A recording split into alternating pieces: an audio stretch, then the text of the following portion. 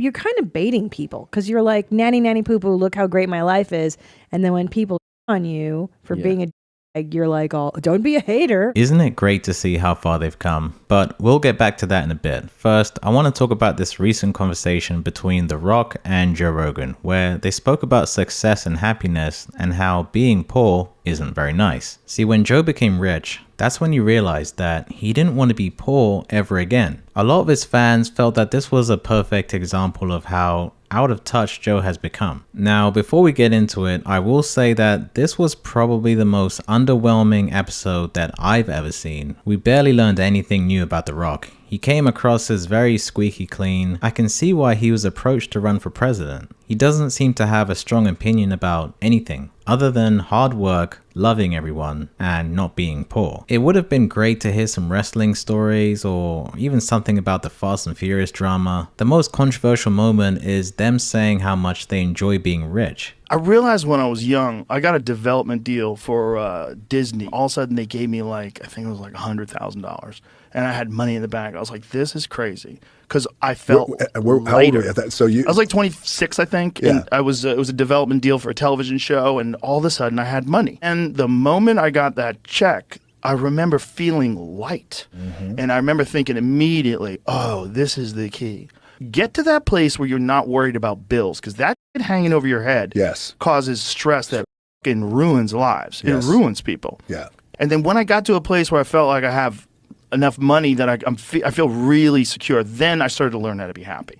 Man, this was insightful. So basically, when I don't need to worry about paying bills, then I can be happy. Bloody hell, guys. They could have been a little more in depth or more creative with the statement. I guess they're just being honest. It was kind of funny to see the lack of self-awareness that Joe can have sometimes, to basically say all that and not chuckle at the end. Because it does sound like a painfully obvious statement that almost feels like a parody. Hey, when I was given $100,000, that felt great. And I realized I wanted more of that. This is what I would imagine if ChatGPT scripted an episode between Joe Rogan and Joe Rogan. A lot of people rightfully made fun of that clip. Some of the fans seemed genuinely angry, and I think they overreacted a little because, to be fair, I don't think he was trying to preach to the audience. At the end of the day, these are two extremely wealthy guys chatting to each other. If I was rich and I knew someone else who had a similar background to me and was also rich, I would be saying the exact same stuff like, mate, being poor absolutely sucks. This feels so much better. I'm sure some of you have had a similar thing when you've gotten a console or a car or a house, and sometimes you just want to bask in it a little bit.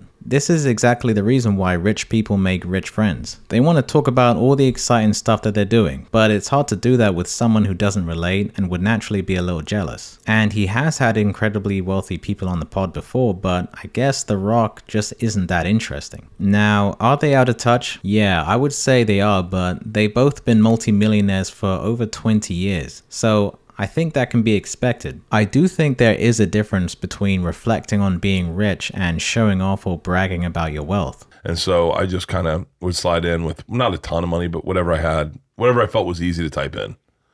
Easy to type in. A few grand? 1,000. I don't think I've ever given less than 1,000. Yeah. I give 1,000 easy. I've got the most I've ever put in GoFundMe is 20 grand. 20 grand? No tip.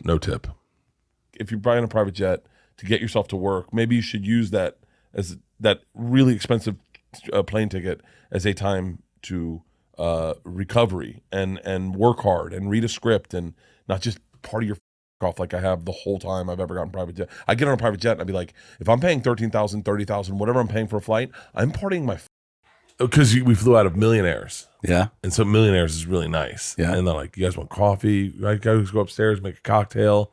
And I you can just go use the bar up there. You just open up the bar, make a cocktail, and they know you. So they come up and they're like, cool. And then the guy's like, how much is this costing? And I was like, don't worry about it. It's fine. So many people. Somebody saw like my tour schedule and they were like, how much money do you need? They said that a lot of roast for Whitney for me. The car thing is, it really is like a bug. I just get a real thrill out of the hunt for one, out of the experience of like, how does this drive differently than the other one? You're just saying, I have a ton of money. Yeah, it's just being a show off. Yeah, it's showy. You know, and can I tell you what really bothers me about people like this is like, okay, I get it. You're having fun every day. Every day is a party. Yeah. And then he'll put a post of like, you haters can hate, but I'm loving my life. It's like, well, you're kind of baiting people because you're like, nanny poo poo, look how great my life is. And then when people shit on you for being a dag, you're like, oh, don't be a hater. Yeah. You're baiting people. You always have the defense of you're just hating. Every time we talk about like a watch or a car, I'll get a bunch of messages from losers that try to tell me that I'm making them feel bad about their situation.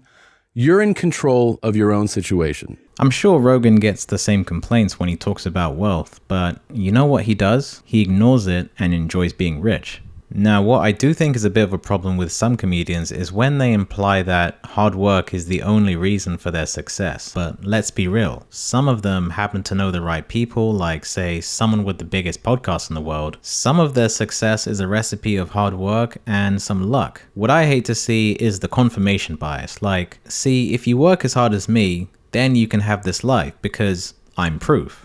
Being relatable is a big attribute to a lot of these podcaster comics. Many have had to adjust themselves after the money starts pouring in, so they still come across as down to earth. They're not supposed to look down on middle and working class people because that's usually their audience, and they were once an average person themselves. Of course, there are those who just think, you know what, the hell with these poor people, they're gross. Here's the thing, if you're still mad about this, just know that it's your mindset and you're thinking like a fucking loser, but you don't have to. You don't. You can change the way you think, but you have to accept the way you're thinking right now is not going to get you anywhere.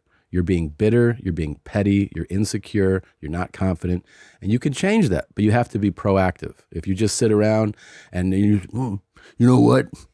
You only have what you have because of fans, so don't talk about us like that. Yeah, but you're still a loser. That never gets old. I actually did find that objectively funny. I couldn't care less when celebrities talk about their wealth, but when you're making fun of poor people, some of which are your fans, it's always a bad look and says a lot about your character. Tom's the kind of guy who buys a house and then says to his friend who's renting, hey, you know it's better in the long run if you buy rather than rent. You actually save money. Yeah, dude. You just gotta stop being poor. You gotta get rid of that disgusting poor mindset. These guys should be allowed to reflect on their success. I just find it cringy when they try and break it down. It's the philosophy behind it that gets annoying. The philosophy being, anyone can do this. If you simply just work as hard as me. You're in control of your own situation. And by the way, both Tom and Bert had wealthy parents, so okay, maybe Tom lived in a sketchy neighborhood while he was up and coming, but at the end of the day, if you have rich parents, are you risking that much to follow your passion? You'll always have peace of mind that you've got a nice comfy cushion to fall back on. So, are we allowed to complain about comedians or podcasters when they talk about their money? Of course. They put these conversations out there for us, and as much as Tom doesn't like it, we're allowed to tell them what we think. At some point, I guess that's all these people have to say because that's their life. Joe and The Rock's conversation about success and happiness is what I would expect two multimillionaires to be saying to each other. But what do you guys think? That's your car. Yeah, it's a race car. And this isn't, I didn't even open up the valves here. The camera can't capture the actual audio. It's so loud. Sounds like a NASCAR. It sounds pretty badass. Listen to that air whistle through. I know, turbo. Did I send you the video of it shooting fire on the highway, Chin? No, I didn't get it. I can send it. Wow. For the fans, just so they know. Thanks for watching, and if you enjoyed this, like and subscribe. It really helps out the channel, and I'll see you on the next one.